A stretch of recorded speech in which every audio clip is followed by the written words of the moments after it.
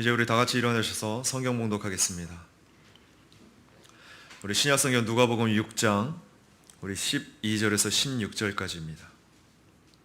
누가복음 6장 12절에서 16절입니다. 우리 다 찾으셨으면 다 같이 한 목소리로 합독하겠습니다. 그 무렵에 예수께서 기도하러 산으로 나가셔서 하나님께 밤을 새우며 기도하시고 날이 밝자 예수께서 자신의 제자들을 부르시고 그들 가운데서 12를 택하여 사도라고 칭하셨으니 베드로라고도 부르셨던 시몬과 그의 형제 안드레와 야고보와 요한과 빌립과 바돌레메와 마테와 도마와 알페오의 아들 야고보와 열심당원이라고 부르는 시몬과 야고보의 아들 유다와 배신자가 된 가룟 사람 유다였다. 아멘. 자리에 앉겠습니다. 오늘 말씀은 우리 제자로 부르신 목적을 기억하라는 제목으로 하나님의 말씀을 전하겠는데요. 의도한 건 아니지만 우리가 다음 주에 우리 교회가 이제 직분자 선출을 앞두고 있습니다. 자, 그런 가운데 우리 하나님의 선의 가운데 우리 직분 후보자들은 직분자로 부르신 목적을 기억하라. 이렇게 좀 자신에게 제목을 삼고 들으시면 좋겠고요. 또한 직분 후보자뿐만이 아니라 오늘 말씀은 특별히 우리 교회에 꼭 필요한 말씀이니까 좀 잘 들으셨으면 좋겠습니다. 자, 우리 본문의 말씀은 우리 마태, 마가, 누가 모두 예수님께서 바로 12제자를 세우신 그 이야기를 기록했는데요. 바로 세 복음서를 비교해 보면 내용이 조금씩 다른 것을 볼 수 있습니다. 다시 말해서 강조점이 조금씩 다르다라는 거예요. 오늘 마태는 예수님께서 12제자를 부르셨다고 기록했고요. 마가는 예수님께서 산에 올라가셔서 원하시는 사람들을 부르셨고 바로 예수님께 나온 사람 중에 12를 세우셨다고 기록합니다. 다시 말해서 수많은 무리들이 제자로서 이렇게 따라다녔지만 그 가운데 12명을 특별히 원하신 자를 부르시고 택했다라는 거예요. 오늘 누가는 또한 예수님께서 먼저 산에서 밤새도록 기도하신 후에 바로 자기의 제자들을 부르시고 그 가운데 12제자를 선택했다고 기록합니다. 오늘 마태와 마가는 예수님께서 12제자를 왜 세우셨는지 분명하게 기록했지만 오늘 본문의 누가복음에서는 그런 내용이 나오지는 않습니다. 오늘 먼저 마태는 예수님께서 12제자를 부르셔서 더러운 귀신을 제어하는 권능을 주셨다고 기록합니다. 그건 바로 예수님께서 더러운 귀신을 쫓아내고 온갖 질병과 온갖 허약함을 고치게 하시려고 12제자를 세우셨기 때문입니다. 또한 마가는 예수님께서 자기와 함께 있게 하시려고 12제자를 세우셨다고 기록합니다. 물론 예수님의 제자들은 하나님의 말씀을 전파하고 귀신을 쫓아냈습니다. 하지만 마가는 바로 말씀을 전파하고 귀신을 쫓아내는 그 일도 중요하지만 제자들에게 더 중요한 일은 바로 예수님과 함께하는 것이라는 것을 강조한다는 것입니다. 오늘 마가와 마태와 달리 누가는 바로 예수님께서 12제자를 부르신 목적을 아주 간단하게 말합니다. 누가는 예수님께서 택하신 12를 바로 13절에 보면 사도라고 칭하였더라. 바로 사도라는 그 단어를 기록합니다. 자, 그래서 저는 오늘 예수님께서 수많은 사람들 중에서도 그 가운데 12제자만을 부르신 그 목적과 또한 누가의 의도를 살려서 부르신 그들을 왜 사도라 칭했는지에 초점을 두고 말씀을 전할까 합니다. 오늘 예수님은 제자들을 선택하기에 앞서서 하나님께 기도하는 모범을 보여준 곳에서 교회는 교훈을 얻게 됩니다. 왜냐하면 초대교회는 중요한 결정을 내릴 때마다 기도하는 모습을 보여주고 있기 때문입니다. 자, 그래서 12절에 보면 누가는 예수님께 기도하러 산으로 나가셔서 하나님께 밤을 새우며 기도하시고 이렇게 표현합니다. 오늘 예수님은 하나님의 권세와 능력을 가지고 계시지만 철저하게 아버지 하나님을 신뢰하셨고 의지하셨습니다. 그것을 보여주는 확실한 증거가 바로 예수님의 기도입니다. 아무리 바쁜 사역 중에서도 산에 가셔서 이렇게 기도하셨습니다. 이것은 교회의 목회자를 세울 때뿐만이 아니라 청빙을 하거나 후임을 결정할 때도 마찬가지죠. 또한 우리 교회가 다음 주에 직분자를 세우는 그 투표를 앞두고 있는데 마찬가지로 적용이 되는 내용입니다. 철저하게 기도를 시작하는 본을 보여주는 장면, 잠깐 기도한 게 아니라 너무나도 이 일은 중요한 일이었기에 또한 자신의 교회에 대해 얼마나 많은 관심을 두고 계신지를 보여줍니다.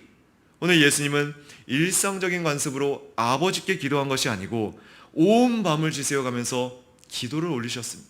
여러분, 성령이 충만한 그리스도께서 아버지께서 자신의 선발에 대한 감독이 되어주실 것을 그처럼 애틋하고 열정적으로 간구했다면 우리는 얼마나 더 필요로 하겠습니까? 이제 우리 교회가 다음 주에 직분자 선출을 앞두고 이미 몇 달 전부터 광고를 하고 지난번에 우리가 후보자 투표를 했습니다. 그런데 이 대목에서 정말로 우리가 진지하게 생각해 봐야 하는 게, 여러분은 얼마나 교회에 관심을 두고 직분자를 생각하며 기도하셨고 또한 지금도 기도하고 계신가요?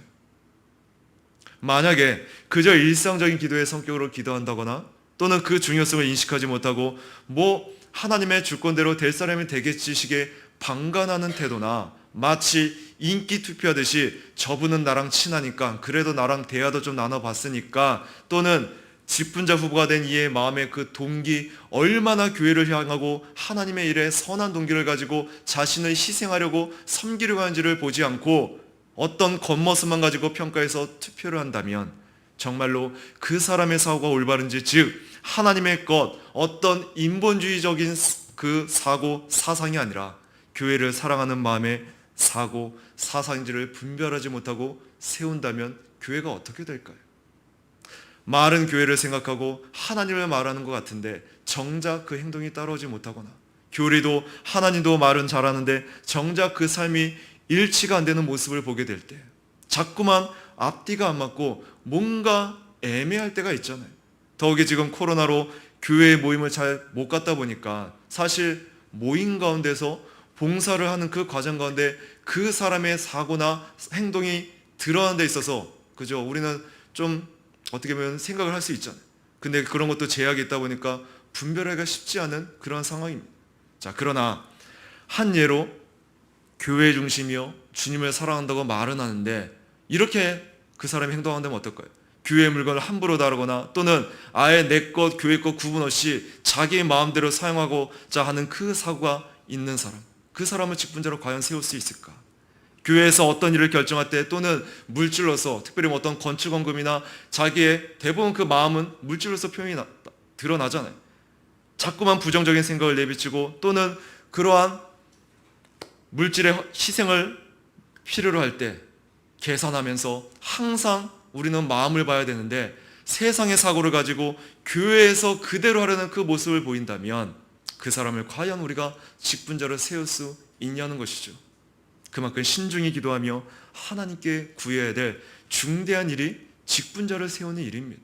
자, 이런 것을 분별을 하면 기본적으로 오늘 주님의 모범대로 기도가 필요합니다. 자, 그러면서 관심을 가져야겠죠. 정말로 그 사람의 말한 내용을 듣고 그 의도를 파악도 해봐야 됩니다. 정말로 예수님처럼 이 일이 중요하고 신중하게 결정하는 것을 안다면 당연히 우리는 하나님께 기도하면서 직분자 후보들을 왜 미리 그렇게 투표를 하고 미리 왜 광고를 합니까? 보라는 거예요. 지켜보라는 거예요. 그 사람의 사고를 보라는 거예요. 그 사람의 마음을 보라는 거예요. 말로는 하나님을 사랑한다고 그렇게 얘기하지만, 교회를 해서 자신이 이렇게 한다고 표현하지만 그 의도를 좀만 생각해 보면은 그 사람의 그 생각과 마음들이 타 자신의 어떤 재물론에서 자기의 기준에서 다 생각하고 계획하고 그렇게 표현하는 걸 수가 있다는 거예요. 겉으로 드러난 것으로 판단하고 함부로 내가 선택해서는 안 된다는 거예요. 자, 그래서 우리 벨기에 신앙급에서 31조에 보면 교회 직분자들이라는 그 항목이 있습니다. 그 내용을 잠깐 좀 소개하자면, 우리는 하나님의 말씀의 사역자들과 장로들과 집사들이 하나님의 말씀에 규정된 대로 기도와 선한 질서를 따라 교회의 합법적인 선거를 통하여 선출되어야 함을 믿습니다. 그러므로 모든 사람은 부적절한 방법이 개입되지 않도록 조심해야 합니다.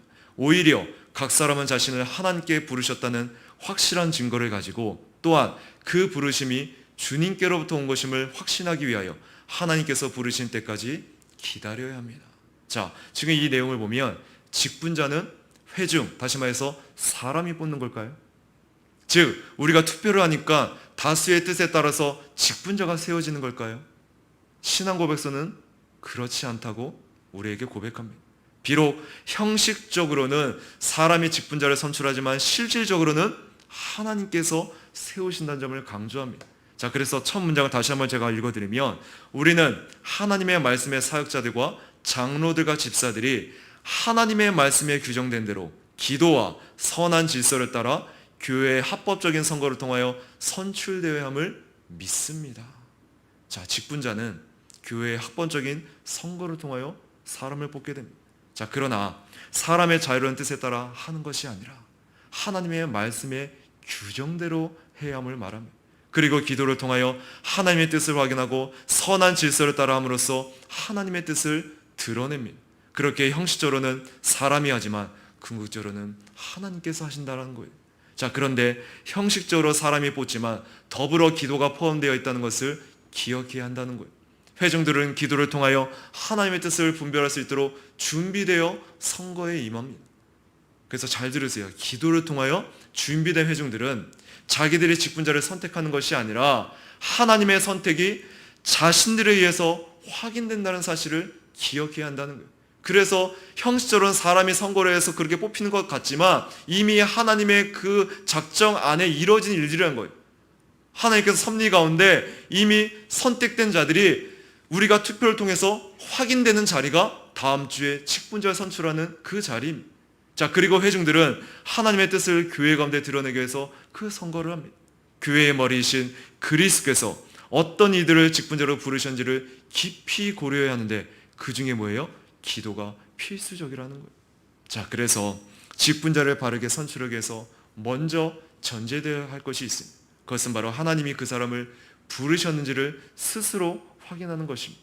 하나님이 부르신다고 해서 소명이라고 하는데요, 교회의 합법적인 선거를 통하여 선출하는 것인 외적 소명과 구분하여 내적 소명이라고 말합니다. 그래서 벨기에 신앙고백서에서 내적 소명을 이렇게 고백합니다. 아까 읽어드렸던 후반부입니다. 오히려 각 사람은 자신을 하나님께서 부르셨다는 확실한 증거를 가지고 또한 그 부르심이 주님께로부터 온 것임을 확신하기 위하여 하나님께서 부르신 때까지 기다려야 합니다. 자, 지금 이 문장에서 우리에게 가르치는 핵심은 어떤 사람을 교회 직분으로 부르시는 분은 바로 하나님이시라는 것입니다. 그래서 하나님께서 각 사람을 부르셨다는 이 사실이 분명하게 확인되어야 합니다. 그 부르심을 확인하기 위한 여러 가지 증거들을 통해서 정말로 부르셨는지 아니면 단순히 개인적인 감정이 아닌지를 분별하는 것이 필요합니다. 그리고 정말로 하나님께서 그 직분을 감당할 수 있는 은사와 자격을 주셨다는 확신을 가질 때까지 기다린 뒤에 그 직분에 임해야 합니다. 예를 들면 목회자의 경우는 말씀을 잘 가르침으로 주의 교회와 하나님 나라를 섬기고 싶은 열정으로 가득해야 합니다. 다른 어떤 것보다 이런 일로 주님을 섬기려는 마음이 가득해야 합니다. 이제 월요일 노예 때 우리 교회에서 키워서 목회자가 되기 위한 기본 과정을 다 밟고서 이제 준목님이 목사 안수를 받게 되잖아요. 저 역시도 제가 목사 안수를 받을 때 그때가 이제 떠올려지더라고요.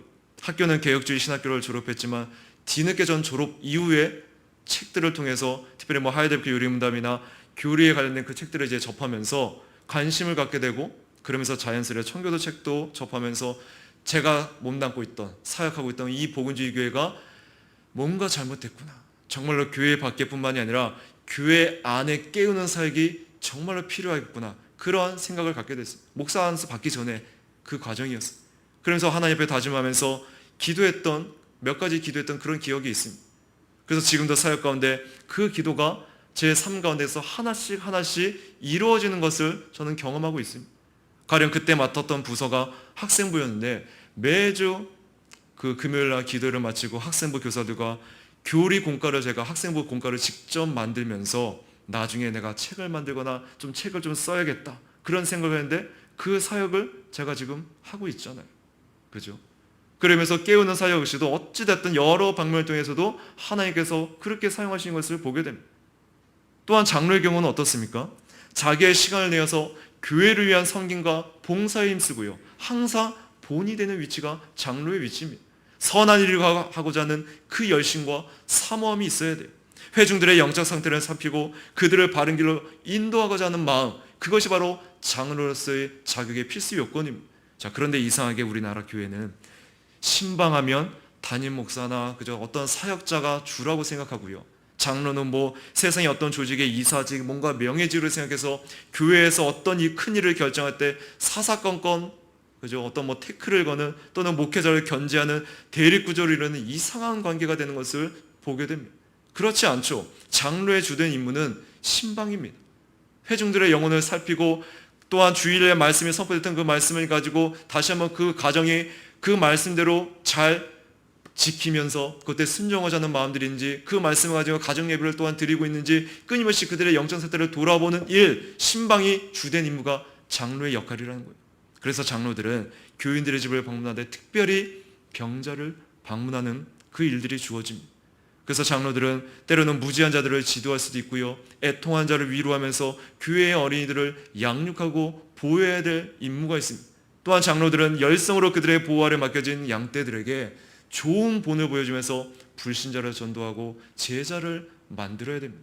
장로들은 교인들과 함께 그들을 위하여 기도해야 되고요, 전파되진 그 말씀의 열매들을 양무리 가운데서 조심스럽게 그리고 열심히 찾아야 한다는 것입니다.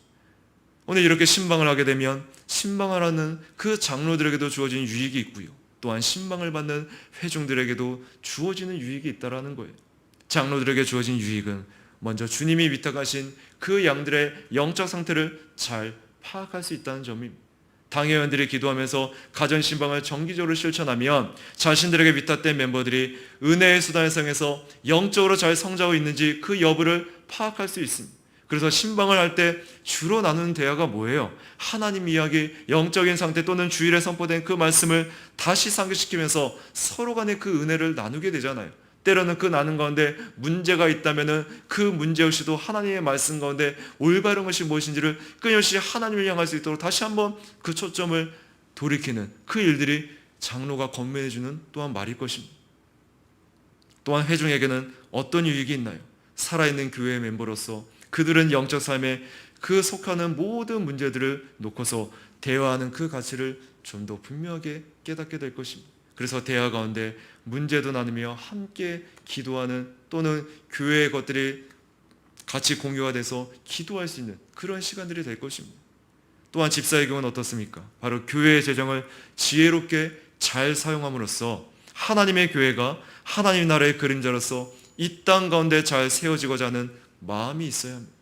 그리고 모든 직분 후보자에게는 바로 성도들 앞에서 신앙의 모범이 되고자 하는 그 마음, 주님의 몸된 교회를 세움에 대한 진정한 관심을 가지고 봉사하고자 하는 선한 마음이 먼저 있어야 될 것입니다. 그래서 이렇게 직분자의 자리는 사람의 어떠함이 아니라 하나님의 은혜로 이 자리에 올려진 자들을 그만한 값어치가 없는 자들로서의 은혜의 성격이라는 거예요. 그래서 내가 가령 직장 일을 하면서도 교회 일을 하게 될 때 양 그따는 우리가 피해야 되겠죠. 항상 가치를 세상의 직장 일이 우선을 두고 교회 일은 뒷전 또는 별로 중요치 여기지 않는 태도나, 반대로 직장 일은 소홀히 하면서 교회 일에만 몰두하는 것 역시 잘못된 것입니다. 올바른 것은 직장 일도 하면서 교회에 섬기는 일, 또는 어떤 날짜까지 이거 수리해 주세요, 이 일을 끝내주세요 맡겨질 때 그 날짜에 맞추는 것입니다. 물론 하다 보면 늦어질 수 있거나 또 늦어지는 이유가 이럴 거예요. 시간을 날 때 어떤 틈틈이 하면서 늦어지는 것과 내가 직장 일을 하면서 소홀히 하면 안 되니까 교회 일이 더 가치가 있고 중요하니까 그걸 또 미룰 수는 없으니까 평상시 하는 것보다 어떻게 해요? 잠을 좀 더 줄여가면서까지 그 사명을 감당하기가 불가피하는 그 마음을 가지고 늦어지는 것과는 다르다는 것. 그러한 우선순위, 마음이 있고 없고는 분명히 다릅니다. 오늘 이러한 마음으로 직분을 감당하는 자에게 사역자 입장에서도 일을 맡기고 싶지 않을까요? 누가 시키지 않아도 당연히 교회 일이라면 항상 관심을 두면서 일을 찾아 나서고, 내가 없어도 누군가가 하겠지. 가만 보면 항상 우리는 교회는 돌아가는 원리를 보니까 항상 어떻게 해요? 일하는 분들만 하는 것 같은 그 모습을 보게 됩니다. 안타깝죠. 그것도 묵묵히 티나지 않게 그 일을 감당한다면 때로는 자기의 사비가 들어갈 수 있을 거고요. 그런데 그게 직분자로서 기쁘게 자원해서 하게 된다는 것입니다. 왜죠? 바로 자기를 부르시고 하나님 일을 할 수 있다는 그 은혜에 사로잡혀 있기 때문입니다. 정말로 이번에 직분을 받으신 분들은 이러한 마음 가운데 교회를 섬겼으면 좋겠습니다. 그리고 열심히 그렇게 섬긴 가운데 정말로 하나님 앞에, 정말로 사람 앞에, 그저 사람 의식하는 것이 아니라 정말로 하나님 앞에, 훗날에 그 하나님 앞에 섰을 때 잘했다 칭찬하는 무익한 종의 그 심정을 가지고 교회를 섬기고 하나님 일을 감당한다면 얼마나 그 모습이 아름다울 거예요. 그리고 사실은 우리가 묵묵히 그 일을 드러내지 않고 한다고 해도 하나님의 일을, 무익한 종의 심정을 가지고 일할 때 사람들이 알까요? 모를까요? 보는 눈이 있습니다. 느끼는 게 있어요. 누가 당장 몰라주더라도 언젠가는 또 드러나요. 설령 언젠가 드러나지 않아도 하나님께서는 알고 계시다고. 항상 우리의 마음은 그 마음으로 섬기고 일을 하는 것입니다. 자, 그래서 오늘 여기서 우리는 특별히 제자들을 부르는 이 장면에서 몇 가지 의문이 좀 들 수가 있습니다. 첫째로는, 자, 그리스도께서는 왜 고의적으로 이 영광에 부적합한 것으로 알고 있던 사람, 누구를 가리키죠? 나중에 배반자가 될 사람 유다를 왜 선택했냐는 거예요. 지금 12제자를 부르시잖아요. 근데 그 안에 유다가 있다는 거예요. 이 첫 번째 의문에 대해서 이렇게 우리가 답할 수 있습니다. 하나님은 바로 가룟 유다를 통해서 하나님의 뜻을 이루기 위함이었습니다. 오늘 가룟 유다가 예수님을 판 것은 언제나 악입니다. 하나님의 뜻을 이루기 위한 도구였지만, 그렇다고 해서 그가 어떤 선하다, 가룟 유다는 참 불쌍하다, 그는 처음부터 유괴된 자에서 하나님의 일을 쓰임받기 위해서 구속사를 완성하기 위해서 쓰임받은 인물이구나, 그래서 희생당했구나, 이런 식으로 가룟 유다를 우리가 어떤 동정의 원리 가운데 어떤 가룟 유다는 억울하거나 이런 식으로 접근할 차원이 아니에요. 우리가 출애굽기도 묵상하고 있지만 바로 역시도 그런 성격으로 접근하는 것이 아닙니다. 오늘 도구는 맞아요. 그러나 가룟 유다가 배반한 거, 바로가 끝까지 마음을 완악하게 해서 그가 돌이키지 않은, 회개하지 않는 것은 그 스스로가 죄를 짓고 더욱더 악한 가운데 드러난 결과인 것입니다. 그럼에도 불구하고 하나님을 여전히 하나님의 섭리와 계획을 이루신다는 사실입니다. 또 하나는 지상교회는 가룟 유다와 같은 비극적인 인물들이 존재할 것이라는 것을 알려주기 위함입니다. 즉, 유다를 통해 반면교사식으로 높은 위험의 자리에 앉아있는 자들로 하여금 자기 만족에 빠지지 말라는 뜻입니다. 둘째로, 왜 성부께서는 성자의 간절한 기도가 있었는데도 마치 그리스도의 태자라도 놓는 것처럼 이 불충실하고 악한 사람을 자신의 교회의 제일 가는 자리에 끼어들게끔 허락하셨냐는 거예요. 이에 대한 답은 성부께서는 그의 놀라운 섭리에 따라서 한 마귀의 11천사 가운데 섞어두셨지만, 이 마귀의 실패로 교회가 당황하지 않고 더욱더 힘을 얻도록 이 사건을 지휘하고 계신다는 것을 보여주기 위함입니다. 또한 세 번째로, 도대체 어떻게 되어서 그리스도께서는 알면서도 고의적으로 착하고 성실한 다른 종들을 제쳐두고 유다를 왜 선택하셨는가입니다. 이에 대한 답은 그리스도께서는 경건하고 성결한 다른 제자들보다 유다를 더 원하신 것이 아니고요, 그를 떨어지면 박살이 날 정도로 높은 곳에 세워놓고 만민의 구경거리, 자손 만대의 증거로 삼아 그 어느 누구도 자신에게 소유된 신성한 영예를 남용하지 않게끔 하기 위해서입니다. 결국 기둥들이 무너져 내릴 때에도 신자들의 평범한 공동체 속에 속한 것처럼 보이면 어떤 사람들은 견뎌낼 수 있다는 것입니다. 자, 오늘 이렇게 12를 부르셨는데 13절에 이들을 뭐라고 칭한다고요? 바로 사도라고 칭합니다. 오늘 본문에서 예수님은 그 많은 제자들 가운데 12명을 부르셨습니다. 그리고 그들을 사도라고 칭합니다. 그리고 14절부터 밤새 아버지의 뜻을 구하신 예수님이 최종적으로 선출한 12사람의 이름이 언급됩니다. 간략하게 소개를 하자면 먼저 베드로입니다. 베드로의 원래 이름은 시몬이죠. 직업은 어부였습니다. 그는 성격이 급한 다혈질의 사람의 소유자입니다.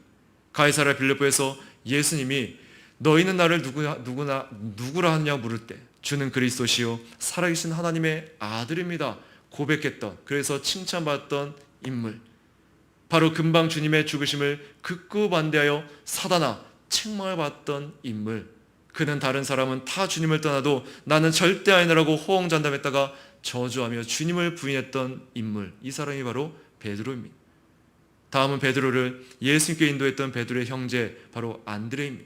그는 예수님을 만나고 와서 베드로에게 우리가 메시아를 만났다고 이야기를 합니다. 그 역시 베드로처럼 어부였습니다. 그 다음에 등장하는 인물이 역시 형제인데 바로 야고보와 요한입니다.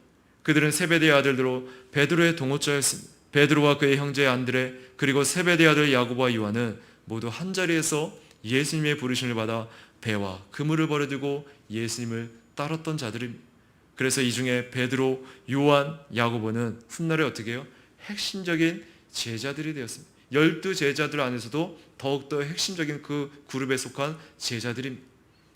또한 야고보와 요한은 보인에게 곧 우레의 아들이라는 이름을 더하셨습니다. 즉 성격이 불같다라는 거예요. 후에 예수님께 나와 하나님 나라에서 특별한 자리를 달라고 요청했던 인물이 이들이죠. 또한 빌립과 바돌로메는 요한복음 1장 43절에 보면 예수님께서 빌립에게 나를 쫓으라 하셨고, 이 빌립이 나다나엘을 찾아가 전도할 때 그 말을 듣고 처음에 나사렛에서 무슨 선한 것이 날 수 있느냐 비웃었지만 와서 보라, 그 빌립의 말에 따라 예수님께 나와서 예수님이 그에게 간사한 것이 없다면서 바로 무화과 나무 아래 있을 때 보았다고 말씀합니다. 그때 나다나엘이 뭐라고 고백합니까? 당신은 이스라엘의 임금입니다. 그리고 예수님을 따릅니다. 바로 이 나다나엘이 바돌로메입니다. 바돌로메.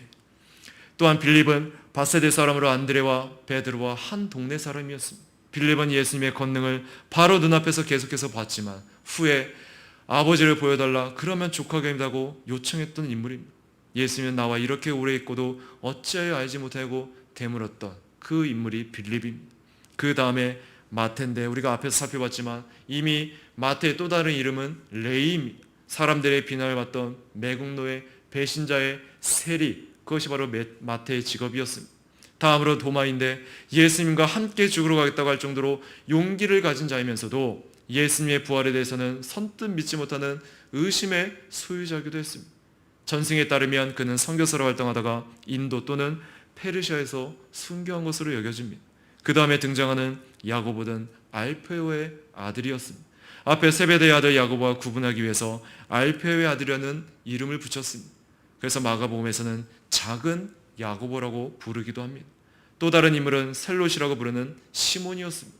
셀롯은 열심당인데 한마디로 이스라엘 민족의 정치적 독립을 추구했던 사람입니다. 하나님과 이스라엘 민족에 대한 열정이 대단한 사람이었을 것입니다. 그리고 마지막은 바로 가룟 유다입니다. 유다는 바로 은30냥에 예수님을 팔아넘기고 후에 이 일을 후회하며 목을 메어 자살한 비운의 제자였습니다. 유다는 예수님의 제자들 중 돈깨를 맡은 사람으로 일하면서 돈을 사랑하는 탐욕을 여기저기서 보여줍니다. 결국 예수님을 노예 한 사람에 값인 은 30에 팔아넘긴 인물, 그것이 바로 유다였습니다. 여러분, 지금까지 이 12제자에 대한 소개를 들으면서 오늘 이런 사람들이 과연 예수님의 제자로 뽑힐 만한 그런 사람들인가요? 먼저 이들 중에 아무도 종교 지도자들이 없다는 사실을 주목해야 됩니다. 바리새인이나 서기관, 대제사장 출신이 없었습니다. 지극히 평범한 사람, 사회적의 그 직업군으로 봐도 어부나 하찮은 그 사회의 그 직업군을 가졌던 평범한 사람들입니다.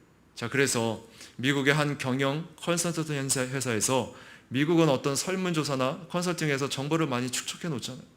오늘 예수님의 이 12제자에 대해 학력, 직업, 적성, 성격, 대인관계 등 수십 가지의 항목을 만들어서 테스트한 후에 종합적인 평가를 내려서 예수님께 보고서 형식으로 다음과 같이 보고를 드렸다고 합니다. 그냥 가정을 하고 그렇게 조사를 했다는 거예요. 그래서 예수님께 직접 그 컨설팅 회사가 보고하는 거예요. 기하께서 추천한 사람들 대부분이 배경과 학벌과 기하께서 착석하지 않으시는 사업 형태의 직업 적성에는 미달된다는 것이 상당 관계자 모두의 의견입니다. 그들에게는 팀 사업의 개념이 없습니다. 관리 능력도 부족합니다. 장래에 대한 비전도 희망도 보이지 않습니다. 기아의 사업을 위해서는 장래성 있는 다른 사람들을 찾아볼 것을 강력히 권고합니다. 시몬 베드로는 정서적으로 불안하고 성급한 경향이 있습니다. 안드레는 지도자 자질이 절대적으로 부족합니다. 세베대의 아들들인 야고보와 요한 형제는 조직에 대한 충성심보다 개인의 이익을 앞세웁니다. 도마에게는 조직 안에 사기를 떨어뜨릴 수 있는 의심과 석연치 않은 태도가 엿보입니다. 마태는 대예루살렘 사업 개선 협회의 블랙리스트에 올라 있다는 것을 아셔야 합니다. 그리고 알페의 아들 야고보와 다데오는 가격한 기질의 소유자임을 틀림없으며 둘 다 조울증이 심하게 나타납니다. 그러나 지원자들 중에 한 사람에게는 큰 가능성이 보입니다. 그는 능력과 기질을 갖춘 사람으로서 대인관계가 원만하고 예리한 비즈니스 정신이 있고 상류층과도 교분이 두텁습니다. 그는 의욕도 크고 야망도 있고 그것을 실행할 만한 학식과 실력도 갖추었습니다. 우리는 이 사람 가룟 유다를 기아의 격리 담당자와 신복으로 채용할 것을 추천하는 바입니다. 다른 지원자들에 대해서는 우리는 더 이상 추천하기를 거부합니다. 그럼에도 불구하고 기아께서 꼭 그들을 채용해서 그들과 함께 기아의 새로운 사업의 동역자로 쓰신다면 죄송한 말이지만 사업 성공의 전망은 극히 희박하다고 보고를 드릴 수밖에 없습니다. 여러분, 세상적 기준의 평가로 보면 한마디로 뭐예요? 자격 미달이죠. 자, 그런데 결과가 어떻습니까? 이 보고서와 전혀 다른 결과가 나왔습니다. 인류 역사상 가장 크고 놀랍고 위대한 일을 이뤄놓은 사람들이 바로 예수님의 제자들입니다. 예수님의 제자들의 평가 보고서가 정확함에도 불구하고 왜 이러한 차이가 나타났을까요? 그것은 바로 평가 보고서의 한 가지 가장 중요한 항목이 빠져 있었기 때문입니다. 그 한 가지 가장 중요한 항목이란 우리 인간의 연약하고 부족함을 채워주는 하나님의 은혜, 실수하고 잘못하고 넘어져도 다시 일으켜 세워주시는 하나님의 은혜를 생각하지 못했기 때문입니다. 그래서 한 주석가는 이런 말을 합니다. 그리스도인들은 제자들의 연약함을 알게 될수록 하나님이 그들을 은혜로 선택하셨음을 더 명확히 알 수 있다. 하나님의 은혜는 성도들의 유효성에 손상을 가할 수 있는 어떤 인간적인 기질이라도 극복할 수 있다. 하나님의 은혜는 무서울 정도로 부패시키는 죄악까지도 극복할 수 있다. 하나님의 은혜와 사랑을 받은 자격이 없는 자신들의 무가치성을 깨달은 성도들은 하나님이 그들을 위해, 그들을 통해 무엇을 하신지 경험할 수 있는 가장 좋은 위치에 있다. 오늘 예수님은 은혜로 그들을 택하셨습니다. 하나님의 은혜가 임하자 그들의 연약하고 부족함이 채워졌습니다. 하나님의 은혜가 임하자 그들의 어리석음과 미련함이 지혜롭게 바뀌었습니다. 하나님의 은혜가 임하자 그들의 불리한 여건과 환경이 더 이상 그들에게 장애가 되지 않았습니다. 바로 그들이 위대해서가 아니라 위대하신 하나님의 은혜의 능력으로 그들을 통해 하나님의 뜻을 이루기 원하셨습니다. 그래서 하나님의 손에 붙잡힌 자들은 믿음의 사람들을 보면 다들 허물있고 연약한 자들이었지만 믿음의 사람들의 특징은 뭐예요? 다들 담대했습니다. 하나님의 은혜에 붙잡힌 자들은 그 말씀 안에 순종하며 그 뜻 가운데 정말로 인간의 눈으로 봤을 때는 평가 미달이고 정말로 학력 미달인 자들이 어떻게 그죠? 그렇게 쓰임을 받는지 우리는 신약의 서신들만 봐도 너무나 뚜렷이 알 수 있다는 거예요. 그래서 주변에 당시 종교지자들이 베드로를 보면서 얼마나 놀랍니까? 어부 출신인 자들이 어떻게 그런 글을 쓸 수 있을까? 그런 말을 할 수 있을까? 바로 하나님의 은혜가 임했기 때문입니다. 오늘 우리는 이 열둘 가운데 가룟 유다를 제외하고 바로 11명이 그리스도의 사역을 이어받아 하나님의 복음을 전파했으며 그 영향력은 오늘날까지 미치게 된 것을 잘 알고 있습니다. 자, 그렇다면 오늘 이들을 왜 부르셨나요? 부르심의 목적이 무엇입니까? 이는 13절을 보면 그 이유를 알 수가 있습니다. 바로 예수님은 제자될 만한 자격을 보고 뽑으신 것이 아닙니다. 예수님이 원하는 자들을 먼저 불러주시고 제자들을 훈련시키셨습니다. 자, 순서상 뭐예요? 부르시고 택하심입니다. 오늘 이를 병행구절인 마가복음 3장 14절에 보면 이는 그들로 자기와 함께 있게 하시고 이렇게 표현합니다. 왜 함께 있게 하시고라는 이 표현을 쓸까요? 오늘 예수님은 세상의 조직처럼 우리를 일을 시키기 위해서 부르시는 분이 아닙니다. 예수님이 사람을 이용해서 어떤 이득을 보고자 부르시는 분이 아닙니다. 물론 전도도 하겠지만 그것은 뭐예요? 부활하신 예수님을 만나고 난 그 뒤에 일어날 미래적인 표현입니다. 그 전에 예수님이 제자들을 택하여 부르신 것은 그들과 함께 하시기 위함이라는 사실입니다. 함께 식사를 하고 함께 전도여행을 하고 함께 웃고 함께 울고 병자들을 치료하고 무리에게 가르치는 모든 일에 함께하며 우리 주님이 누구인지를 배우도록 훈련시키기 위한 목적이 있습니다. 제자들 가운데 누가 크냐고 서로 논쟁할 때에도 섬김의 종이 되어야 할 것을 말씀하며 직접 제자들의 발을 씻겨주며 가르쳐 주셨습니다. 아직은 예수님을 배반할 수 있을 만큼 불완전한 제자들이지만 예수님이 그들과 함께 있는 한 제자들이 실수를 할 때라도 그들을 바로 잡아주셨습니다. 그래서 제자들은 예수님께 보고 들은 바를 담대히 전할 수 있었던 것입니다. 오늘 우리 가정에서 자녀들이 책을 많이 읽는 아이로 자라나면 좋겠죠. 얘야 책 읽어라, 성경책 봐라 지시해서 그 아이들이 읽나요? 잠깐 눈치를 보면서 읽는 아이도 물론 있겠지만 그런데 보통 그렇게 되지 않습니다. 그럼 어떻게 해야 되죠? 함께 그 아이와 책을 읽으면 됩니다. 본 대로 들은 대로 아이들은 배우기 때문입니다.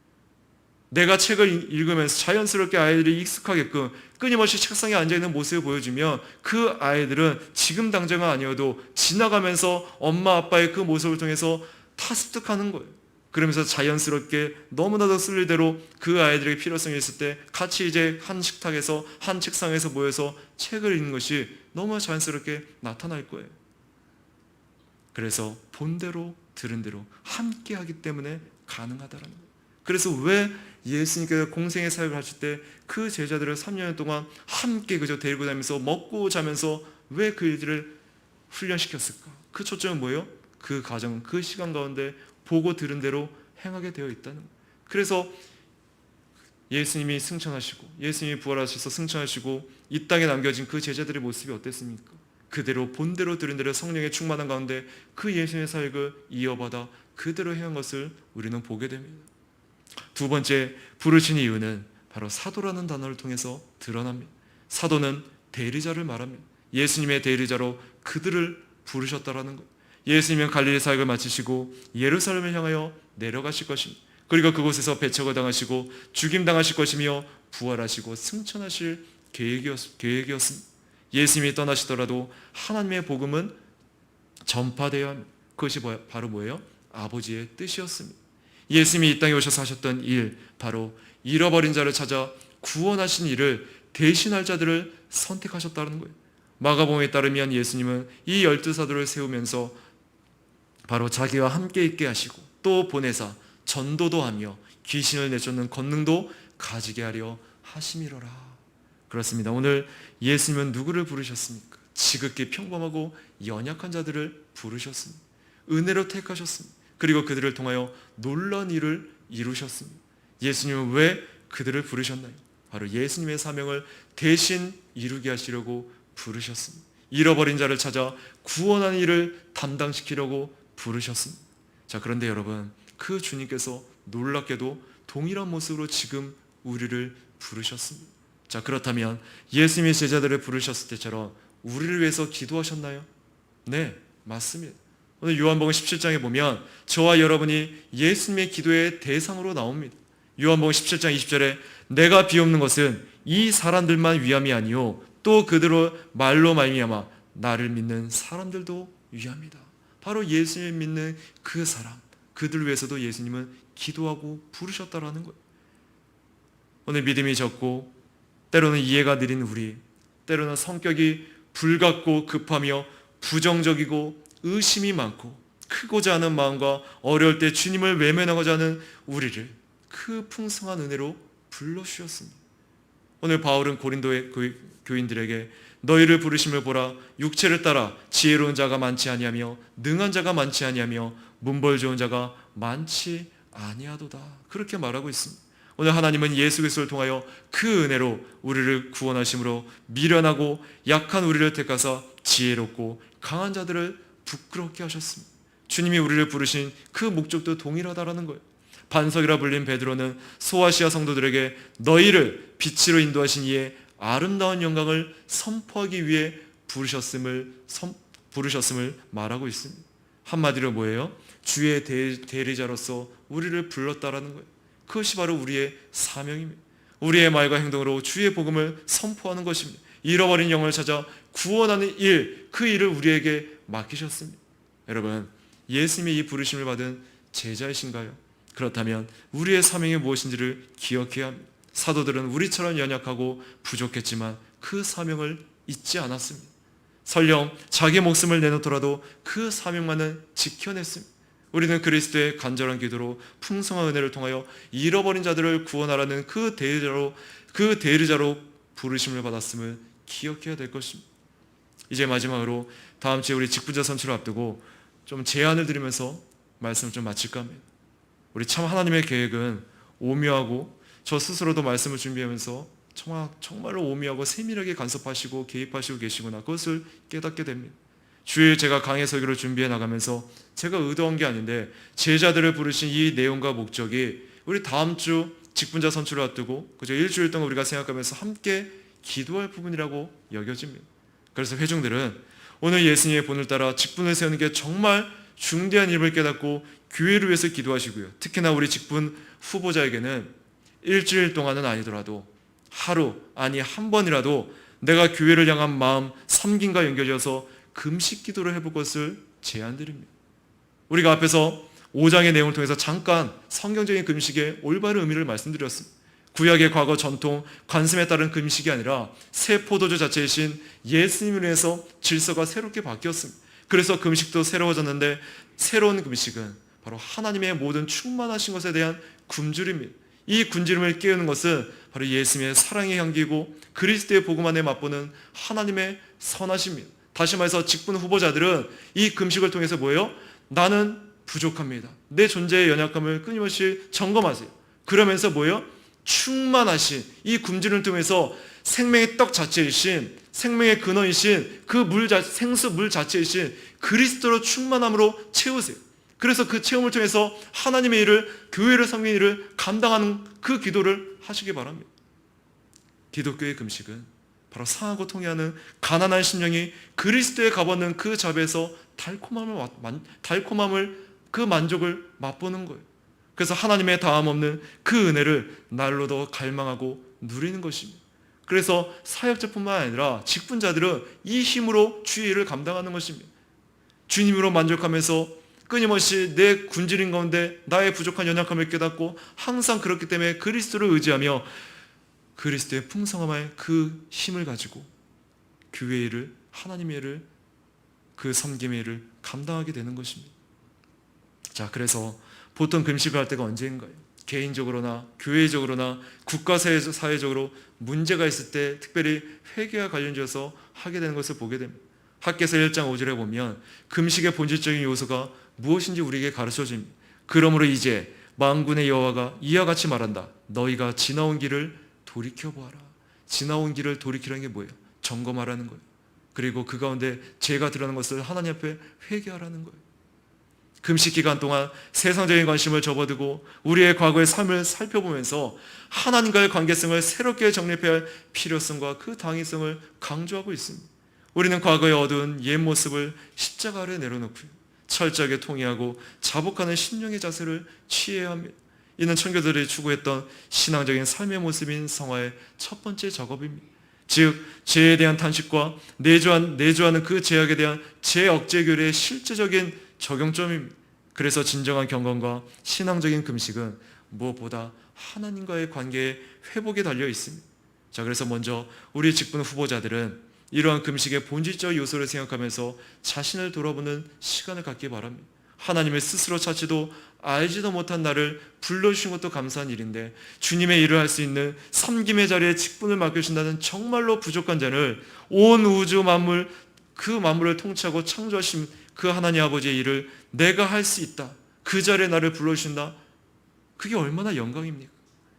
여러분, 이 세상에서도 그죠? 어떤 이름난 어떤 대기업의 어떤 유명한 글로벌 기업의 그 회장 밑에서 일한다는 그 자부심, 또는 대통령과 함께 국가 일을 한다는 그 자부심 대단하잖아요.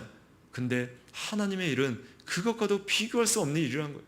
그냥 여러분이 그냥 어떤 그냥 지식으로만 그렇게 생각하지 마시고 한번 진지하게 한번 생각해 보세요. 하나님의 일은 비교할 수 없는 일이에요. 이 세상의 어떤 명예직보다 어떠한 정말 가치 있는 일보다 비교할 수 없는 더 가치 있고 영광스러운 일, 그 일에 우리에게 맡겨주신 직분을 주신 일, 얼마나 복된 일이라는 거예요. 복된 일이냐는 거죠. 또한 하나님의 백성이 주님의 교회 일을 자신의 일로 여겨야 하는데 주님의 교회를 위하여 개인적으로 은밀하게 금식하는 것은 그만큼 뭐예요? 주님의 교회를 사랑한다는 증거입니다. 한번 생각해 보세요. 교회나 사회를 위하여 금식할 줄 아는 사람은 자신의 문제를 위해서도 금식할 줄 아는 사람일 것입니다. 또한 이 부분은 직분 후보자뿐만이 아니라 우리 회중들, 우리 모두에게 해당되는데 중요한 일과 관련해서 하나님의 인도와 지시를 받고자 한다면 이때도 금식과 겸비함이 절실하게 필요한 때라는 것입니다. 자, 그런데 가만히 우리의 삶을 보면 정말로 안타까운 게 있는데 그게 뭐냐면 하나님께서 우리의 인생의 모든 일을 섭리로 다스리신다고 고백하지만 정작 어떤 중대한 일을 결정할 때 겸손하게 하나님의 그 인도를 구하지도 않고 자기 자신의 지혜를 신뢰하며 스스로 중요한 일들을 결정해버린다는 사실입니다. 이런 사람들의 목적은 자신이 섬기는 하나님을 기쁘게 하는 것이 아니라 오직 자신을 기쁘게 하는 것입니다. 그러므로 하나님께서 스스로 똑똑한 채 하는 그 사람들을 그냥 내버려 두심으로써 그들로 하여금 엄청난 실수를 저지르게 하시고요, 그들의 성급한 결정에 대해 하나님이 얼마나 노여한지를 느끼게 하십니다. 구약의 대표적인 예가 뭔가요? 바로 여호수아와 이스라엘 장로들이 이러한 잘못을 범했죠. 기브온 사람들이 이스라엘과 화친을 맺기 위해 아주 먼 나라에서 온 것처럼 꾸미고 여호수아와 이스라엘 장로들을 찾아옵니다. 그런데 여호수아와 장로들이 어떻게 했나요? 하나님을 신뢰하는 그 믿음의 행사에 대해 필요를 전혀 느끼지 못하고 그저 자기들의 눈으로 보고 판단한 것으로 충분하다고 생각합니다. 그래서 그들은 어떻게 해야 할지를 하나님께 묻지 않고 기브온 사람들과 성급하게 화친을 맺게 됩니다. 나중에야 이스라엘은 자신들이 기브온 사람들에게 철저히 속았다는 것을 깨닫게 되죠. 그러나 때는 이미 늦어 돌이킬 수 없는 상황이 되어버렸습니다. 여러분, 하나님께서는 우리에게 영적인 일뿐만이 아니라 우리의 현실적인 일에 대해서도 하나님을 신뢰하라고 명령하시고 약속을 주셨습니다. 그러므로 우리는 피조물들이 창조주를 의지하는 것처럼 반드시 모든 일에 하나님을 의지하고 신뢰해야 할 것입니다. 우리는 모든 일과 관련해서 하나님을 우리의 인도자로 삼으며 인생의 모든 길을 하나님의 말씀과 섭리에 따라 결정해야 합니다. 하나님은 우리에게 이렇게 약속하십니다. 시편 32편 8절입니다. 내가 너의 가야 할 길을 내게 지시하고 가르칠 것이니 내가 너를 주목하며 너에게 조언할 것이다. 그러므로 우리는 항상 하나님을 우리 앞에 모셔야 합니다. 그것이 마땅히 우리의 의무이고요.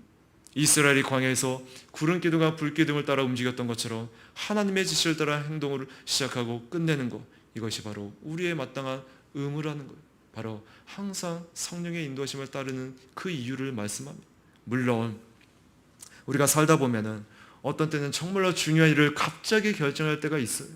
또 한 자리에 앉아서 차분하게 하나님 앞에 기도할 형편이 아닐 때도 있을 수 있습니다. 그러나 아무리 상황이 그렇다 할지라도 짧은 외마디의 기도를 통해서도 우리의 눈을 하늘로 들어 하나님의 인도와 지시를 기다려야 합니다. 상황이 아무리 긴박해도 이런 일조차 불가능한 것은 아니다라는 거예요. 느헤미야가 우리에게 그것을 본으로 보여줍니다. 한번 볼까요? 느헤미야 2장.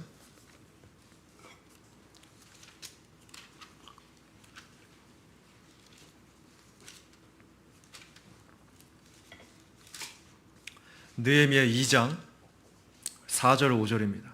지금 느헤미야가 자신이 섬기는 왕에게 갑작스러운 질문을 받고 나서 순간적으로 어떻게 하는지 보여줍니다.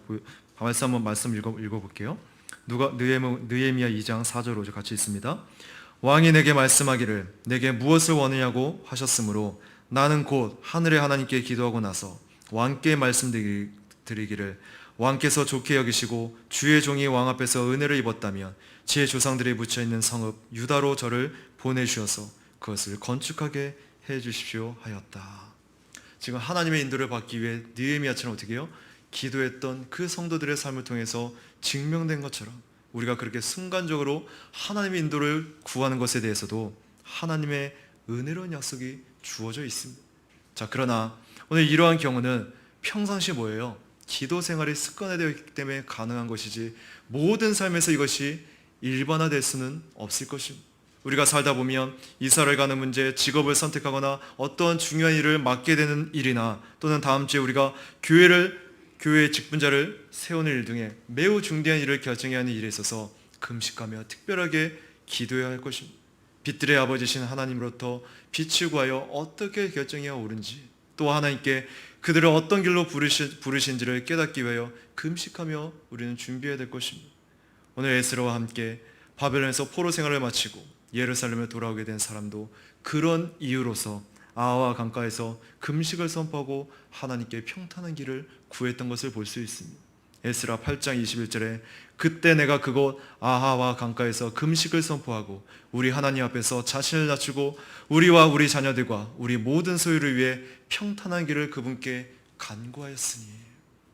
여러분, 특별히 오늘 제자를 부르신 목적 또한 우리를 교회로 부르신 이 목적을 기억하면서 정말로 다음 주에 특별히 교회의 직분을 세우는 이 일이 결코 어떤 시간이 되었기 때문에 어떤 과정 가운데 통과 의례식에 하는 절차가 아니라 교회의 중대한 이름을 깨닫고 정말로 여러분들이 관심을 두면서 그 후보자들이 정말로 교회를 사랑하고 하나님을 사랑하는 자인지를 다시 한번 생각하면서 또 기도하면서 신중하게 때로는 금식하면서 하나님께 구하며 그렇게 우리가 투표에 임했으면 좋겠고요. 또한 한 주간 우리 직분 후보자들은 정말로 단 한 번이라도 정말로 금식하면서 내 부족함을 깨닫고 하나님 앞에 또한 내 걸어온 섭리 가운데 걸어왔던 그 과정들을 기억하면서 여기까지 불러주신 그 은혜들을 또한 감사하며 하나님 앞에 그 자리에 영광스러운 그 자리에 불러주신 그 은혜를 기억하며 하나님 앞에 기도로 준비하는 그런 시간들이 되었으면 좋겠습니다.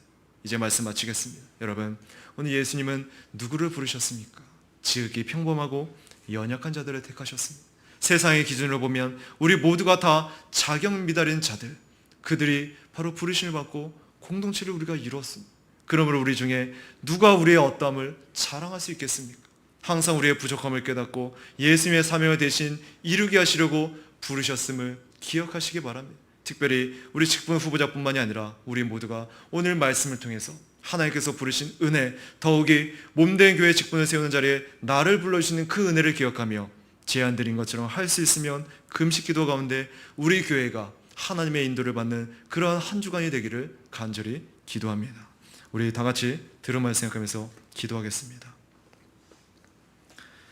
오늘 하나님께서 우리를 부르시는 목적을 기억하면서 정말로 하나님의 그 은혜가 아니었다면 우리는 이 자리에 있을 수도 없고, 또한 그 부르심을 시작하신 이가 그 일들을 과정 가운데 또한 끝마칠 것을 기억하며 항상 하나님의 뜻 가운데 하나님 중심적인 올바른 사고로서 몸된 교회를 섬길 수 있는 그러한 우리 한 사람 되게 해달라고 같이 기도하겠습니다.